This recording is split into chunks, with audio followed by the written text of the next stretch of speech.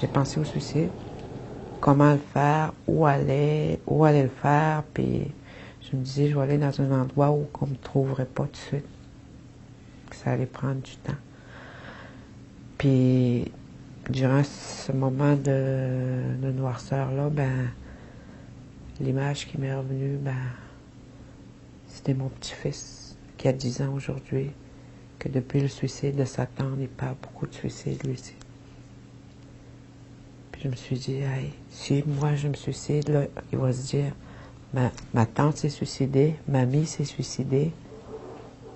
Puis ça va être ancré dans sa tête, dans son esprit, que plus tard, lui aussi va le faire. C'est ce qui m'a ramené à moi. Puis, j'ai pris le téléphone, j'ai appelé un 866 appel pour demander de l'aide.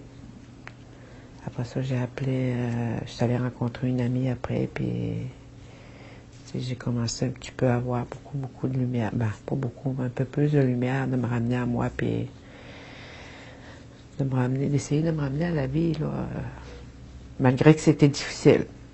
Depuis le suicide de ma fille, ben, je vivais plus. Ma fille,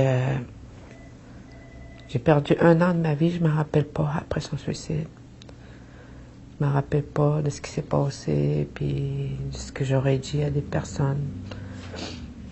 Que j'ai su par après que j'ai blessé des personnes en parole, mais j'étais pas là.